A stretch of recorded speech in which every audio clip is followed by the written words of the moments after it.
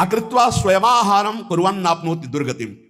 अपने आहार से एक रोटी निकालकर गाय को देता है और स्वयं 3 रोटी भले पाले, 1 रोटी गाय को दे दी, तो बोले उसकी दुर्गति नहीं होगी, अर्थात उसके अंदर भाव बढ़ता चला जाएगा वो भगवान की भक्ति में।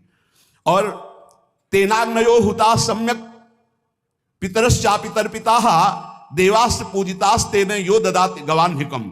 जो प्रतिदिन गौग्रास निकालता है, अर्पित करता है, तो उसको अग्निहोत्र करने का फल मिलता है, उसके पितरों को तृप्ति मिलती है और समस्त देवताओं के पूजन का फल मिल जाता है जो गौग्रास निकालता है। यो वै ताड्यते यष्ट्याधेनुम मर्त्यो विमूढ़धि।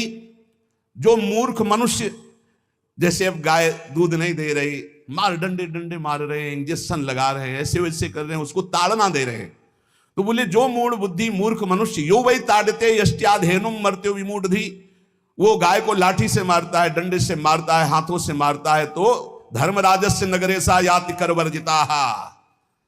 धर्मराज जी पहले अपने नरक में ले जा करके उसके कहते थोड़े थोड़े तिल तिल करके पहले इसके हाथ काटो, मरना है नहीं वहां, अब आराम आराम से थोड़े थोड़े पहले हाथ वर्जिता। इन्हीं हाथों से गाय को मारा था ना, वैसे थोड़ा थोड़ा काटा जाता है उसके हाथ, कर वर्जिता, उसके दोनों हाथ काट करके थोड़े थोड़े। यो वै दंसान वार्यति तस्य पूर्वे कथात कहा नत्यंत सवादिस्मास्तरिष्यति भाग्यवान। जो गौ के शरीर को स्नान कराता है, गौ के शरीर को कीट आदि से, मच्छर आदि से रक्षा करता है, और खूब अच्छा अच्छा पदार्थ गौ, केवल दूध के लोभ से नहीं, ये हम गौ सेवा की बात कर रहे हैं, ये कि नहीं वहां 10 लीटर दूध देती तो हाथ फेराओ, जब दूध नहीं देती है तो चारा भी ठीक से नहीं दे रहे, और उसके ये स्वार्थी हो, गौ सेवा का बात नहीं, वो दूध का लोभी केवल व्यापार की बात करता है। गौ सेवा का तात्पर्य है गौ सेवा केवल, खूब बछड़े को पिला दिया प्रसाद रूप से, जो दूध मिला उसका अपने सेवन की, वो बात तो अलग है। अब बछड़े को तो जरा सा केवल पिन्हाने के लिए कर दिया और खूब सारा दूध लीटर में नाप करके जा रहा है, और उस समय तक तो खवाओ पियाओगे ही खूब अच्छे से, इसके बाद जब दूध देना बंद किया तो उसका आदर सत्कार खत्म, खोल के बाहर ऐसे वो प्लास्टिक खाते घूम रही है, तो ये गौ सेवा नहीं मानी जाएगी, वो स्वार्थ पूर्ति मानी जाएगी।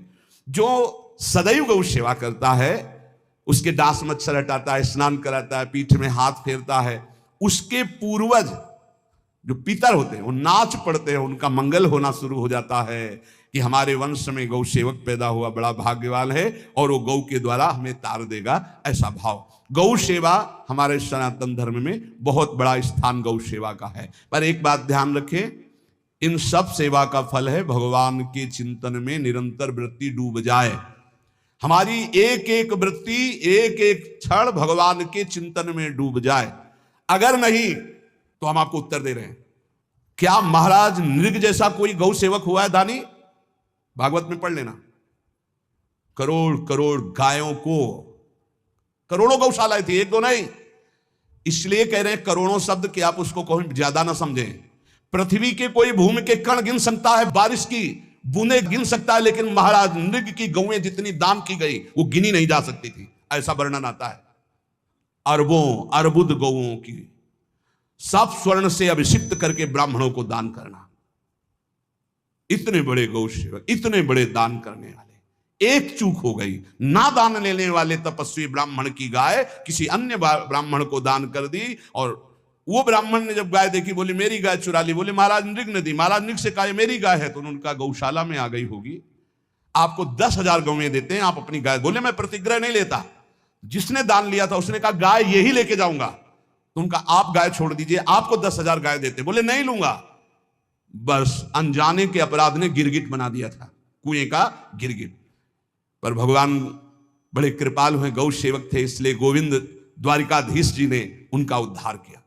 सब साधन का फल है अच्युत भावना से युक्त होकर, भगवत भावना से युक्त होकर निरंतर भजन करते हुए सेवा परायण रहो, चराचर जगत की सेवा परायण रहो, भजन